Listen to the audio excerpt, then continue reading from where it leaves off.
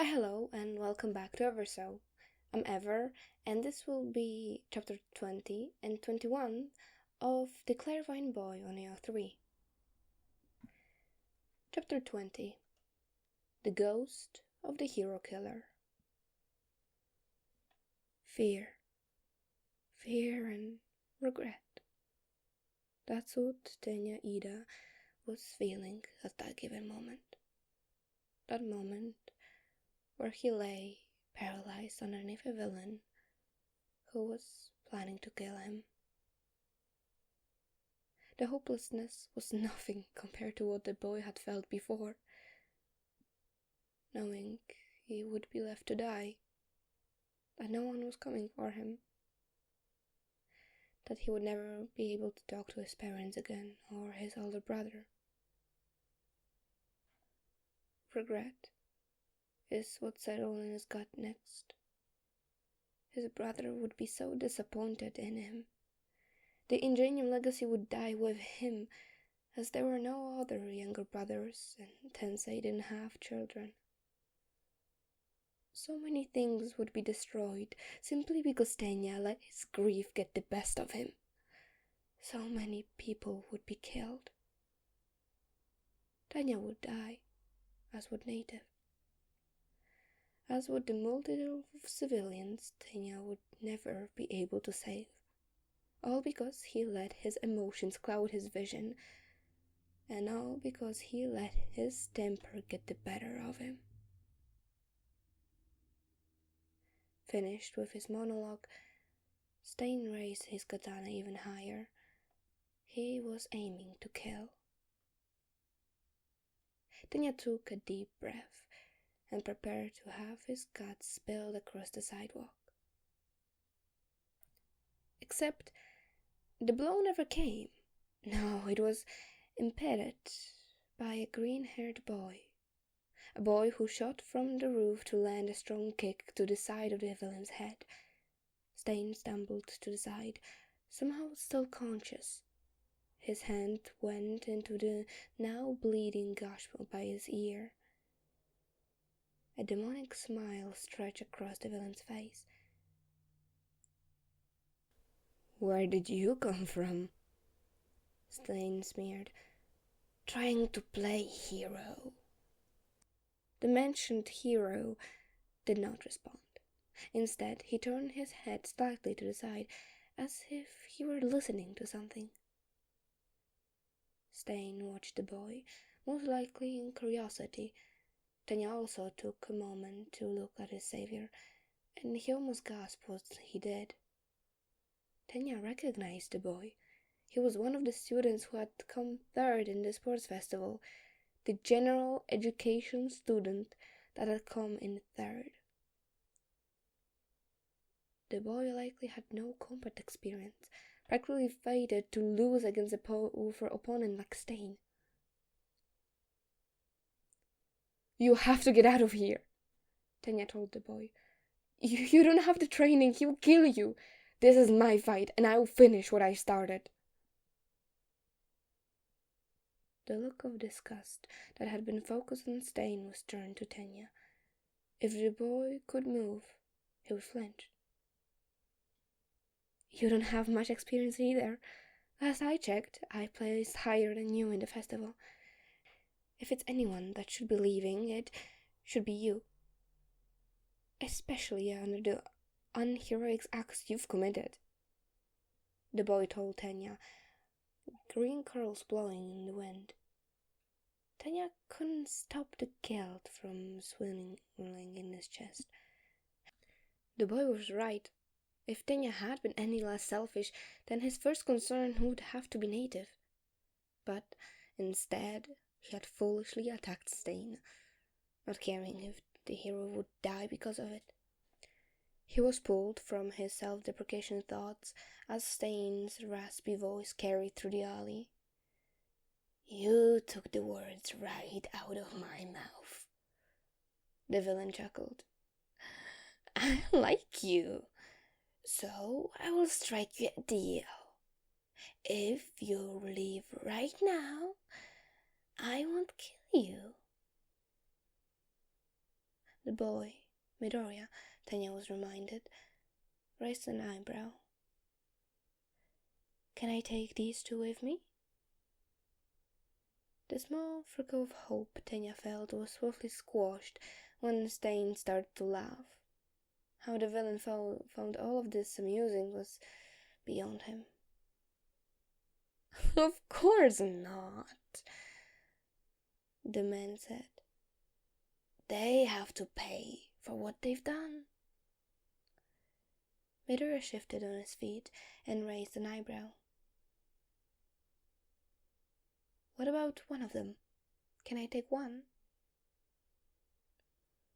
Stein opened his mouth to respond, thinking about his next word carefully. Before the man could get a word out, Midoriya launched at him. The green boy's fist reared back in an obvious punch. With a punch that bad, there was no doubt Midoriya was inexperienced. He wouldn't make it out of this fight alive, and neither would Tenya or Native. As predicted, Stein caught the move, even with Midoriya's sudden attack. The hope that had just burned out in Tenya's chest flickered back to life as Midoriya kicked the back of Stein's knees. The brief loss in balance distracted Stein enough for Midoriya to use his free hand to steal the man's katana. The boy scrambled back, raising the katana in defense. Tenya's heart pounded. The villain grinned at the surprise move, before pulling a Yoroi doshi from a sheath on his thigh. Midoriya's face visibly paled. Tenya could feel his own blood leave his face. There was no way they were getting out of this fight alive. Izuku was royally screwed. He had to go pick a fight with the hero killer. Of course, a fact that Oboro could not stop reminding him of. Seriously, Izuku, if you get killed, then I am going to hunt your ghost, he threatened, voice slightly shaky. Yeah, I got it, Izuku mumbled, clutching the stone katana with all his might. Now, can you lend me a hand here? I don't think I'm going to be able to do this on my own. Oboro nodded, falling into a defensive position beside Izuku. The two ghosts that had been haunting Stain watched in bewilderment. Izuku raised an eyebrow at them. Izuku's attention was quickly stolen when he had to dodge out of the way of Stain's swinging blades. Oboro took over communicating with the other ghosts, which they should have started with, considering Izuku couldn't actually talk to them without tipping Stain off. Are you going to help or not? He could hear Oboro asking as he blocked another slash with a katana. Stain grinned wickedly, somehow finding pleasure in Izuku's weak defense tactics. Oboro was back at Izuku's side in an instant, as well as one of Stain's ghosts.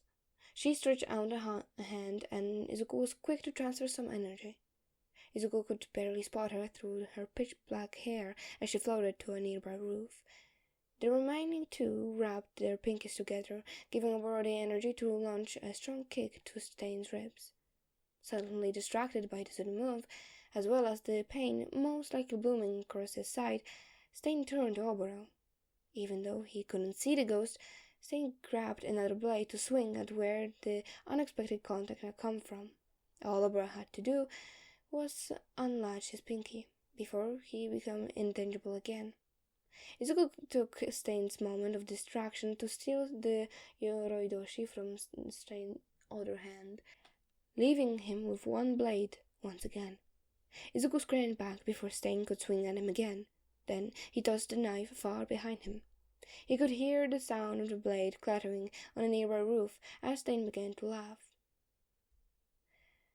I see your strategy now, the villain lit his teeth.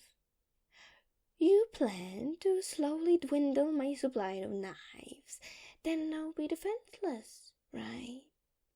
Well, you won't have a lot of luck with that. I have more knives than you can imagine. Izuku didn't doubt it, and the confirmation from one of Stain's own ghosts furthered his beliefs. but he still needed to stall. Oboro had some sort of plan if the way he was talking to the other ghost was anything to go by. Yeah? How do I know it's not some sort of bluff? You may only have one night left, and you trying to just throw me off.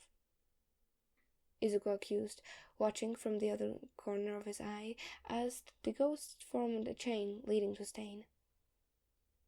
Stain smirked. While that could be the case, I could be also telling the truth. Then you would be wasting your efforts, and you have almost no shot of making it out here alive. Izuku matched the terrifying grin. He could hear the hero's sudden shudder at the look on his face. True, but I don't think I would ever take the sword of a dirty villain who wants to play God. And with that, Izuku grabbed onto the outstretched hand that the new ghost had been offering. Oboro, the ghost on the end of the human chain, launched himself at Stain. The two had toppled to the ground. Stain was attempting to stab Oboro, but Oboro had severed the connection he had with Izuku, so there was nothing for Stain to stab.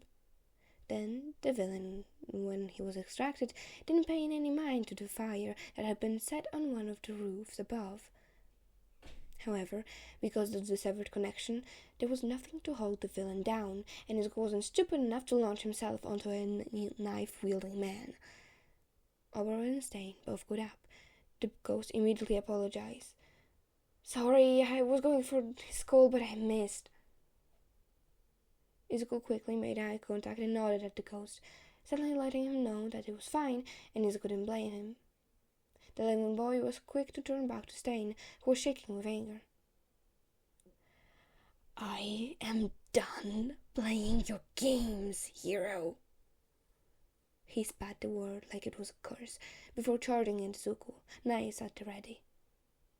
The angry boy was quick to dodge out of the way, but not without receiving a slash to the cheek. Izuku took Stain's brief moment of triumph to knock the blade far away, which only seemed to anger the hero killer further. The blade was replaced, and the villain swung at Izuku again. The boy crossed his arms over his chest, unable to dodge in time. However, the blow was never delivered, as a wave of ice was shot through the alley.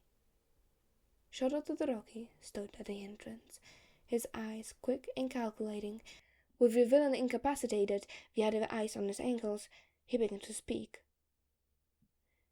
You should have been clearer with your distract signal, he told Izuku, the only one in the alley able to move. I almost didn't show up. Izuku opened his mouth to respond, but was quick cut off by the feeling of a blade stabbing into his calf. Stain had chipped away at the ice and stabbed the boy. Izuku stumbled, saved from tripping over by Oboro. He was about to thank the ghost before he was cut off again, this time by the loss of feeling as well as control in his limbs as he tipped over. Shit! Izuku cursed as the wind was knocked out of him. Stain stood cackling above. Not so formidable now, hero? Stain mocked, dodging under a wave of ice from Todoroki. Izuku didn't bother to respond. He was too busy trying to will his limbs to move. Oboro was hovering at his side, not knowing what to do. The paralyzed teen could hear bickering from the other end of the alley, but his vision was blocked by the ice. There was also a loud clang of metal. Izuku feared the worst. What should I do? Oboro asked, visibly panicking. The ghost was quick to stick his head through the ice to see what was happening. When his head returned, he was somehow even more freaked. Also panicking, Izuku said the only thing he could think of. Possess me. Oboro was shocked enough by the statement that his hand stopped fluttering around Izuku. He raised his eyebrows in a desperate plea for an explanation. I don't know if it will actually work, but I read a paper on the student of the paranormal, Izuku recalled. It said that if a ghost and a living person have a similar motive, but the living is unable to control their own body, then the ghost should be able to take over. There was a bunch of evidence towards it, but it was mainly with dissociation and seizure victims. I think we should try it, especially considering what's going on over there. As if on cue, a grunt of pain echoed through the alley. Oboro winced. After not much convincing, Oboro nodded. Okay, I will try it, but if it hurts you in any way, we are stopping. Izuku glared, but agreed. Oboro was quick to jump into action. The ghost touched Izuku, obviously concentrating if its closed eyes and pinched expression were anything to go off of. Doing his best to focus as well, Izuku shut his eyes. The moment they were successful was immediately apparent to Izuku, as he could feel his body moving. Although it was strange not to be the one moving it. Oboro took a moment to admire his living body before jumping into action and launching himself over the ice. On the other side, disaster was ensuing. Todoroki had a blade in his shoulder and was collapsed on the ground, in the same position Izuku was in moments before. Ida was standing again, and he was attempting to kick Stain with his powered legs. Izuku watched as his arms grabbed a discarded beer bottle. His body was slowly creeping towards Stain, who was too busy lecturing Ida to realize Izuku had gotten up. Oboro raised the bottle up high above his head before pumping it into the back of Stain's skull as hard as he could. Luckily, he was successful, as a moment later Stain was scrambling to the ground. Oboro was panting before he was launched out of Izuku's body. His body now his own again, Izuku fell forward. He was saved from kissing the ground by Ida's strong, armored arm. The paralyzation Stain hadn't worn off. Midoriya! Ida bellowed. The arms supporting said boy twitched, as if Ida wanted to swing it. Although that would make sense with the vicarious hand jobs Izuku had spotted the teen doing before whenever he passed by. Are you right? If not for the paralyzation, Izuku would have nodded. Instead, he cried out, All good. I'm starting to get feelings in my fingers. Just give me a minute. Ida complied, but didn't say anything more, giving Oboro the ample opportunity to talk uninterrupted. Oh my goodness, that was so weird, Oboro explained, wiggling his now translucent fingers. It was like I was alive again, but my proportions were totally wrong, and you're way shorter than I thought you were, so I had to get used to that. Are you okay after that? The ghost's eyes shifted from excitement to nervous. No repercussions or anything like that? Does the paralyzation hurt? With some of the paralyzation wearing off, Izuku shook his head.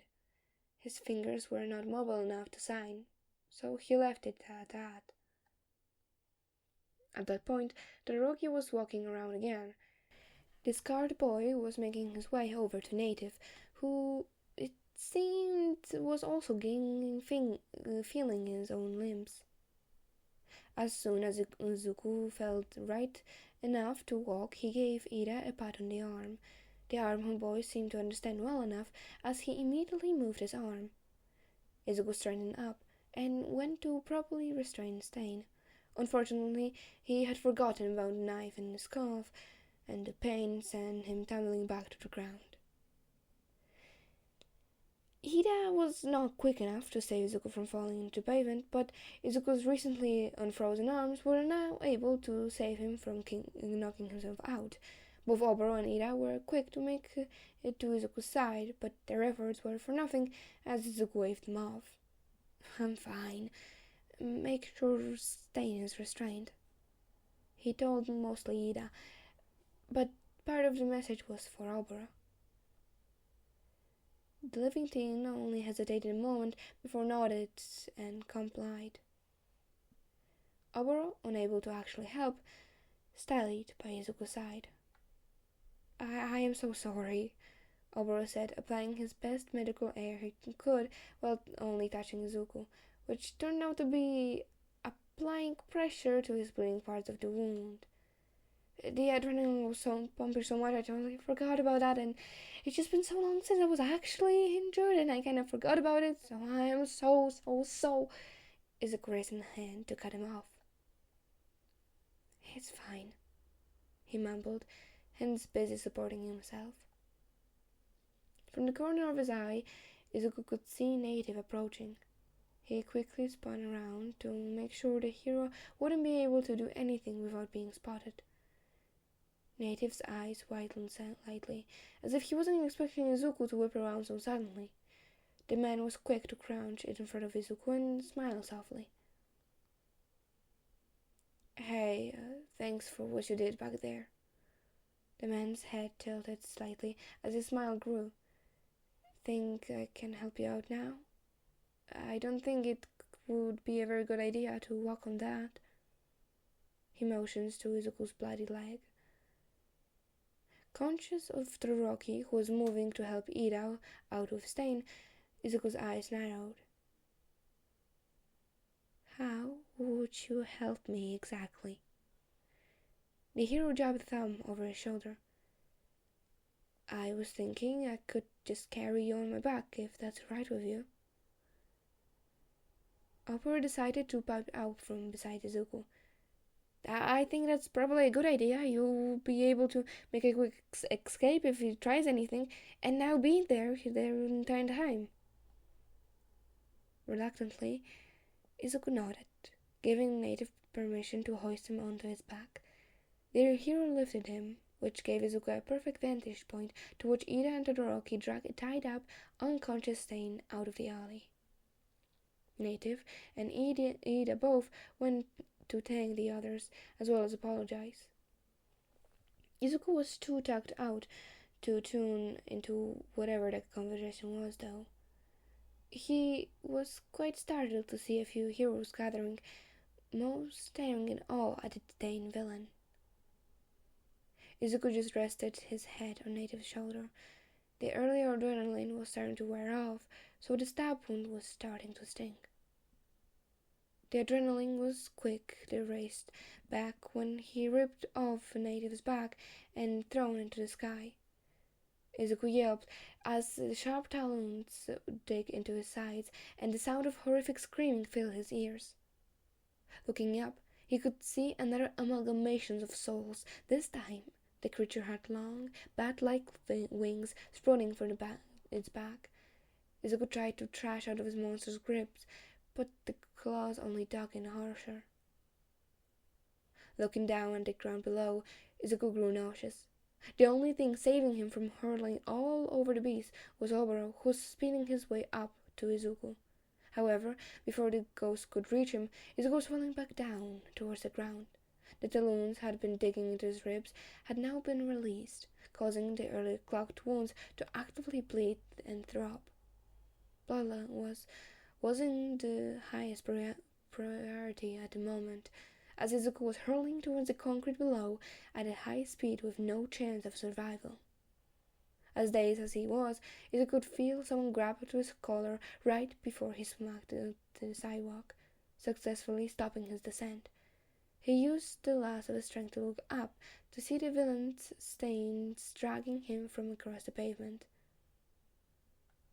The villain was ranting about something, but Izuku was far too out of it to process any of the words.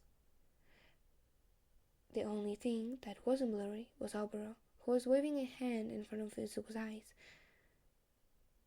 Izuku was pretty sure that Oboro was telling him to stay awake, but the adrenaline was running off far too fast for Izuku to stay conscious.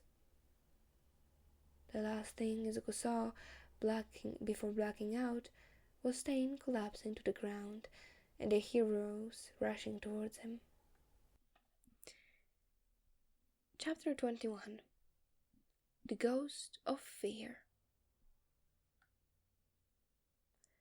One way Shota didn't expect to be awoken up that night was via a phone call alerting him to the fact that 3 of his students had gotten into a fight with the hero killer and were currently in the hospital. He had been quick to ask for an address, as his students were currently spread across Japan, and had been shocked when Hosu was given as his answer.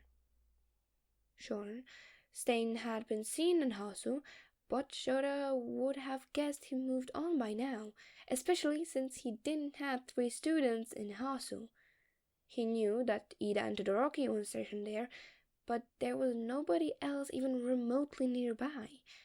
He was pretty sure the closest bar from Shota himself was Shoji, who was an hour away. However, the identity of the mystery student would be the future Shota's problem, as he had a hospital to get to. Shota was about to leave before he remembered to leave a note to Hitoshi, who was sound asleep in his bedroom. In the more than likely case the teen woke up, the note would explain that Shota was dealing with an emergency in Hosu and not to worry. It was barely legible due to Shota's rough nature, but Hitoshi had bounds of experience reading Shota's chicken scratch and would fare just fine. The car ride to the hospital was agonizingly long, especially with the mass of civilians evacuating the city. However, the traffic didn't give Shota a moment to catch up on the current situation. The gnome attack was news to Shota, although he wasn't very surprised. The UA staff had assumed the League of Villains would be planning something nefarious after their failed attack on the USG. However, Shota was a little concerned, considering the League had somehow dragged the hero killer into their schemes. By the time he finally reached the hospital, it was in shambles. There were dozens of civilians being admitted at once, with all various injuries from the attack. Shota really didn't want to take up the time of the poor receptionist, but he did need to know the location of his students. The line didn't take nearly as much time as the drive, which was great for Shota's impatience. The receptionist greeted Shota with a warm but tired smile, politely asking him what he needed. "I need the room number for 3 hero students that came across the hero killer. I'm the homeroom teacher." He didn't spell pleasantries. They wouldn't be appreciated in such a rush. The nurse nodded curtly. "Your name?" Shota easily offered his name, pulling his ID out to solidify his identity. The gesture seemed to be appreciated, as the receptionist smiled and handed over the room number as well as the floor. The hero made sure to thank the woman before he was speeding off to locate his students.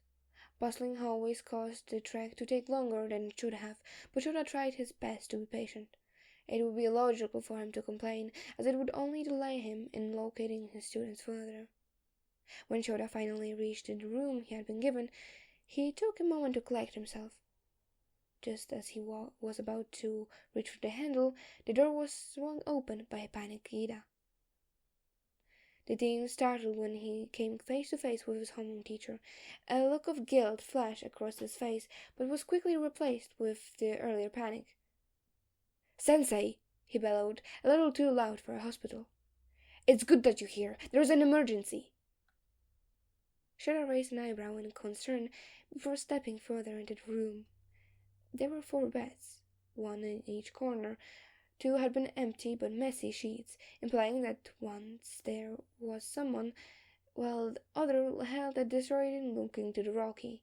There was also no 3rd student in the room. "What happened?" Shota asked, almost dreading an answer. "It was Midoriya, the Gen Ed kid." Ida gestured to the window. "He woke up and immediately jumped out of the window."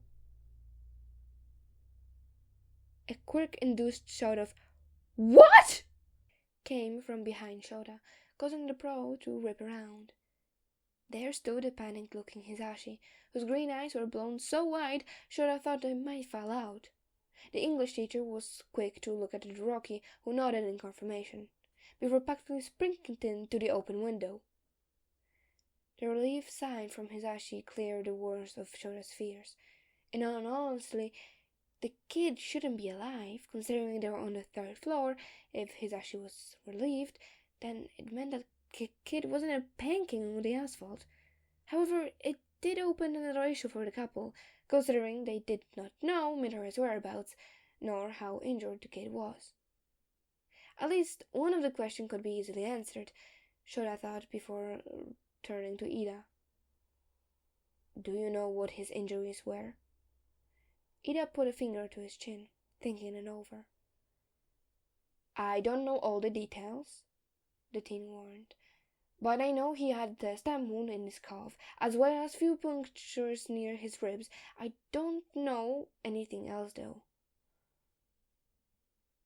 Well, that was bad, Shota thought grimly. The chance of the kid reopening his stitches was almost definite, and there was a chance he may have some internal bleeding. However, sitting around and freaking out would only serve as a waste of time. Shota turned to Hisashi. Let's go. His husband nodded, and the two followed out the window. They were far too scared to risk an injury, so the stairs were a waste of time.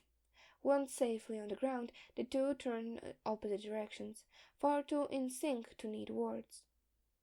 Shota ran down to the streets, the light from the sunrise blinding him. He scanned every alley he passed, scanning for any sort of commotions. Throughout all of this, one thought rang through his head. They had to find this kid. Izuku couldn't breathe. No matter how many heaving breaths he took, he simply couldn't get enough air into his lungs. He was sweaty, and his heart was pounding. He couldn't hear a thing over the ringing in his ears, and his vision was blurred. The only thing that wasn't a blurred mess was Oboro, who was desperately trying to calm him down without touching him. The ghost had originally tried to comfort Izuku via touch, but the boy had reacted so negatively to the touch of a ghost, someone who could hurt him in an instant, coming into contact with his skin, that Oboro had been forced to stop. Unless he wanted to risk Izuku reopening more wounds, that is. Izuku was starting to hurt. The adrenaline from when he first woke up was clearly fading.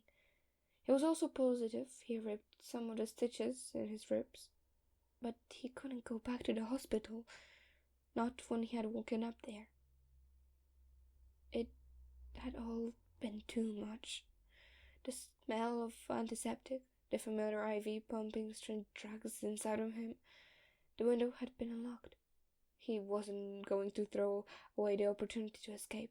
He knew that if he didn't take the opportunity, he would be stuck taking drugs that did nothing for an illness he did not have. He had made it out just fine, but now his feet hurt. There was a sharp pain in his leg where he had been stabbed, as well as his ribs. However, he did not have the energy to treat himself, and he refused to go back to the asylum. Izuku was tired, cold from the freezing pavement he had seeping into his bones. The alley he was hunched in blocked the rising sun. Unfortunately, the panic threatening to drown him kept him awake, although he was pretty close to passing out with all the hyperventilation he was doing. Through his tunnel vision, Izuku was able to see Oboro move away. He was about to complain, but the ghost was quickly replaced. By whom, Izuku didn't know, as his brain was too muddled to put a face to a name. But Oboro wasn't trying to find the new person, so Izuku wouldn't either. The person slipped a hand under Izuku's own, stopping him from digging his nails any further into his arm. Blood leaked from the marks, and Izuku's hands were pulled away from himself, resting on something warm and steady. Someone's chest, Izuku's mind informed. That made sense, given the way the chest was rising and falling and extracting slow but deep breaths.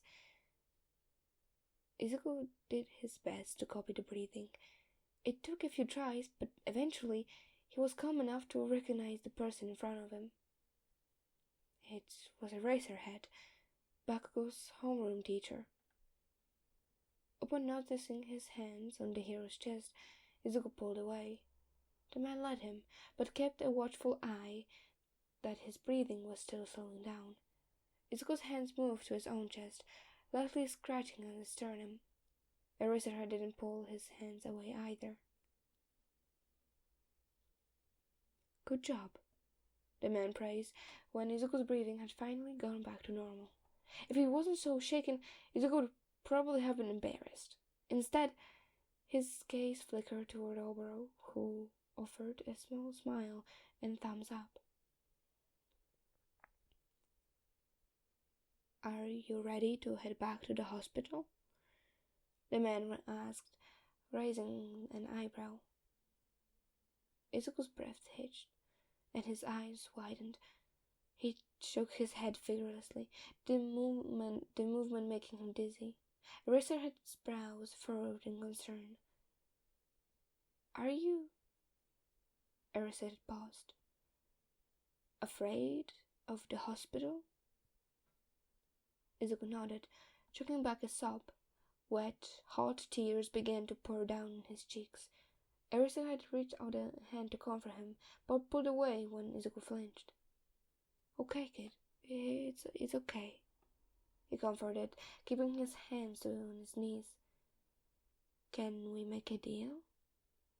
Izuku sniffled, wiping away some of the tears resting on his cheeks. He motioned for Eraserhead to continue. "We have to head back to the hospital.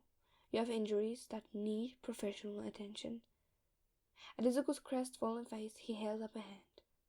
"But I will stay there with you the whole time. Make sure they are only giving you what you need and nothing more. I will even see if there is anything I can do about you getting discharged early." Oboro nodded along, not that Eraserhead could see him. "It's not a psych ward, just a hospital. Even if it was, Eraserhead will make sure nothing sketchy is going on. I promise." Izuku grabbed at his arms, his hands pressing into the nail indents from earlier. Eraserhead slid a hand into his pockets, pulling out a small teddy bear keychain and handing it to Izuku. The strangeness was enough to knock Izuku out of his panic. He moved his fingers from his arms to grab the toy, as well as raising a questioning eyebrow at Eraserhead. The hero shrugged. "I carry it with me for rescues. Children are more likely to come with me if I gave them something like that. It works well for confusing teenagers, though." Izuku snorted at a terrible attempt at a joke. Oboro actually laughed. Eraserhead smiled softly at the boy's amusement. The man stood. "Would you like me to carry you?" he asked, hands moving to rest on his pockets. "I know you still have a pretty nasty stab wound, as well as the claw marks." Izuku hesitated. Logically, he knew he probably wouldn't be able to walk on his own, but he really didn't want Eraserhead to touch him, especially with what had happened the last time he was on someone's back. Apparently, sensing his dilemma, Oboro had piped out from the dumpster he was sitting cross-legged on. "I can help carry you if you want. You would probably have to do most of the walking, but I can definitely help support you." Izuku offered a supple nod to Oboro before turning back to Eraserhead. I can walk," he said, voice hoarse from his earlier freakout. With Oboro's help, Izuku slowly got to his feet, leaning most of his weight onto the ghost. Eraserhead nodded, keeping an eye on Izuku's wobbly steps out of the alley. Oboro kept a steady arm around the boy as he began to limp down the street in the direction of the hospital. Every few minutes, he would squeeze Izuku's arm as a reassurance, which always caused the living teen to smile. It helped a lot, with the anxiety rolling around Izuku's gut. Sure, he knew he wasn't about to get admitted into a psych ward just because he stepped into the hospital, but the support from the ghost was a big help in keeping his head on straight. The further they walked, the more prominent Izuku's limb became. His calf was starting to burn with pain, and Izuku was practically using Oboro as a crutch. He could sense Eraserhead staring at his awkward position, not knowing that he probably looked extremely strange to someone who couldn't see Oboro. At one point on the walk, Oboro stopped, which also forced Izuku to a halt. Eraserhead stopped as well, raising an questioning eyebrow at Izuku. The boy paid him no mind, instead turning to whatever the ghost had to say. "Look," he pointed to a candle show that they had stopped beside. "You could grab one of those. I'm sure it will help with the antiseptic smell I know you hate, and I don't think Eraser here would mind." Izuku mulled it over, his gaze fixed on the candle shop. He was about to ask when Eraserhead paid him to the punch. "Would you like a candle? Will it help?" The man's posture was laid back and relaxed, as if he didn't care if they went to the store or not. After looking back at Oboro for reassurance, Izuku nodded. Eraserhead was quick to hold the door open, who, with Oboro's help, was able to waddle into the shop.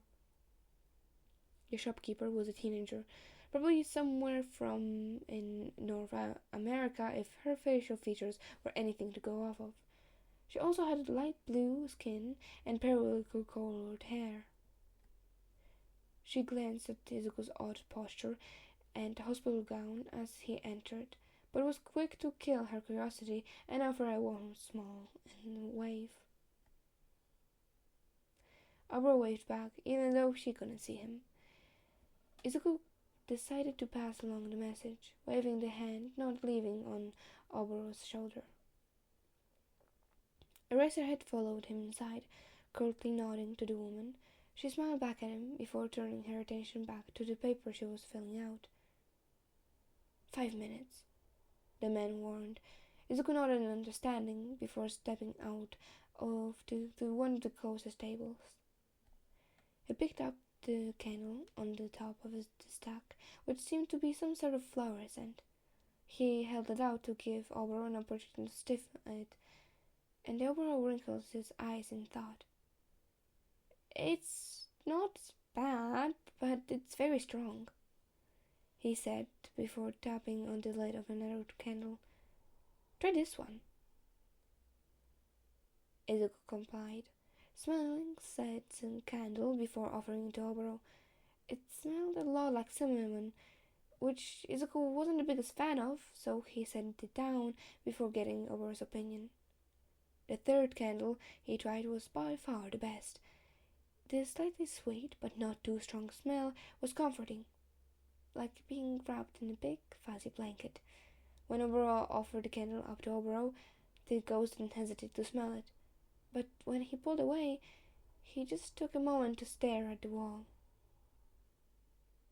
Izuku nudged him, and the ghost startled. He looked at Izuku's concerned brows and began to rub on the back of his neck. "Sorry about that," he said sheepishly. It reminds me of someone." Izuku raised an eyebrow, but Oboro shook his head. "Really, it's fine. I think you should get this one. It smells nice." Far too drained of the energy to continue pressing, Izuku placed the lid back on the candle. Eraserhead followed him as he limped up to the counter. Izuku placed the candle down, and was about to go digging for his wallet when he noticed he was in a hospital gown and had no wallet. He softly patted down his leg to double-check and, yep, no wallet. However, Izuku was startled when Eraserhead cleared his throat. A bag with the clearly paid-for candle in his right hand and his own wallet in his left. Izuku opened his mouth to protest and argue that Eraserhead didn't have to pay for him, but the man just ushered him towards the door with the help of Oboro, who was dragging him along. Once they were back on the street, Izuku looked up at the man. You didn't have to do that. Eraserhead sighed before continued walking. It's not a big deal. Don't worry about it, kid. Now let's get going. Yamada's getting pretty impatient. Eraserhead held off his phone, which was vibrating from the sheer altitude of the text from someone named Hisashi. Izuku assumed that it was his homeroom teacher, then let out a small snort. The man pocketed his phone, and the three had made their way back to the hospital in a comfortable silence. And that's it for this episode. I hope you enjoy, and if I'm honest, I love the 21st chapter with the whole of my heart. I don't know, it just seemed so nice. Just like, yes, I want to eat this one. It just, I don't know. Aizawa is just so patient. Izuku is so surprised that anyone would care for him, and yeah, I love this chapter. I'm sorry for the wait that there was between the episodes. It's because there was some reconstructions going on, and well, couldn't really record when I could hear everything,